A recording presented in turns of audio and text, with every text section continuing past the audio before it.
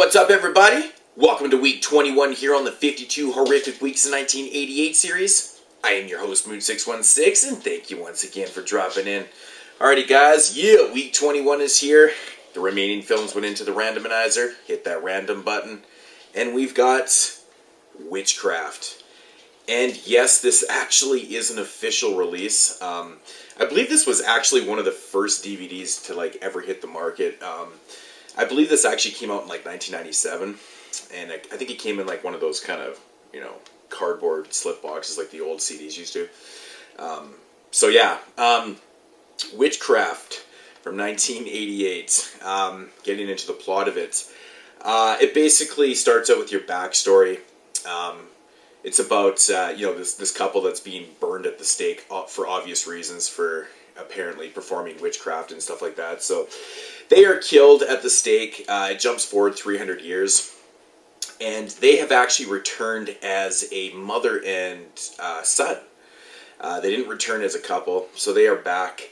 And basically, the son marries this girl named Grace. The son's name is John Churchill. And he married a girl named Grace, which the names cracked me up. But anyways, so John marries Grace, they have a baby together, and they move themselves into his mother's house. She lives in this massive, huge mansion and stuff to raise their child and stuff because they don't really have any money and stuff. But basically, there's an ulterior motive going on there with the baby and whatnot and stuff, and that's basically the plot of your film.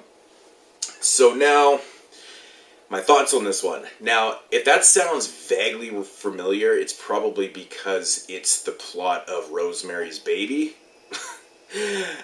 Yes, they've had this child, and basically what they want to do is turn this child into, the Antichrist. Yeah, but the thing is, this movie's nowhere near Rosemary's Baby. This one totally feels like a full moon film. It has that low budget full moon feel to it, but the problem with this movie is that it's trying to be really serious, and it just can't be taken serious. It has a lot of the elements of what a movie like this should have. It's got the big creepy house, it's got the creepy butler, pretty much everything you kind of want in a gothic type film. Pretty cool score and stuff that's going on, and the score does remind me of a full moon score also. It has some pretty decent elements to the film. The acting's not overly horrible or nothing. It's really slow and boring. There's nothing going on. There's no substance to the witchcraft in the film and stuff. It's basically just Grace, every day having these insane visions and stuff, and seeing shit in the mirrors.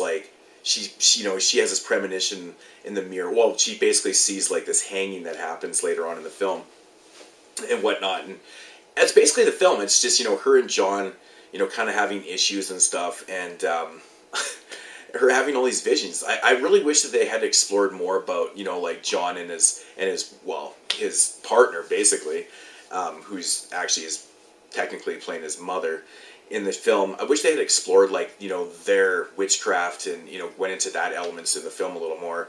It would have made it for a lot better ending and stuff. The ending is very anticlimactic. You basically know what's going to happen. I guess I won't really say what the ending is, but it's very much what you expect it to be. It's very predictable. But it's just it's a very tedious watch. It's too slow. They need to explore witchcraft a lot more. It's a really poor film. The thing that really bugs me about this film is that this spawned, and I use the word spawned, this spawned 14 or 13 or 14 sequels.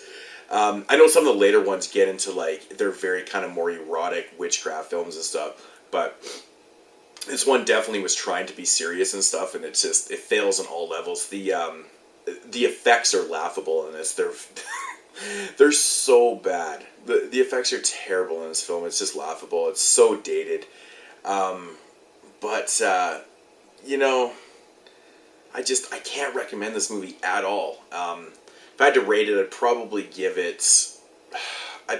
it maybe a 4 out of 10. Like I said, there's some cool things, the house is pretty cool. The score is pretty decent. You know, I like the butler, even though he's like a mute butler. He's creepy. And I will say, actually, the mother in this movie, her real name or her real life name is Mary Shelley, actually, which I thought was interesting. She actually legitimately was creepy as fuck. She just has that perfect creepy look to her, so I thought that was really cool casting. But overall, this movie's pretty bland. It's pretty boring.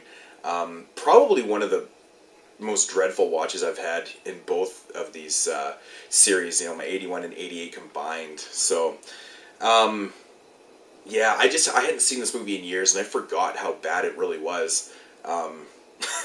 It's pretty damn laughable. So, but anyways, guys, if you want this for collector's purposes and stuff, maybe give it a shot if you can find it for cheap. But I'm pretty sure this is out of print. So, I don't know if it goes for any decent price or whatnot. I hope it doesn't, because it's not worth anything. But yeah, Witchcraft from 1988. So I don't know what to say, man. The movie's almost as bad as that dreadful menu behind me. That's the fucking menu.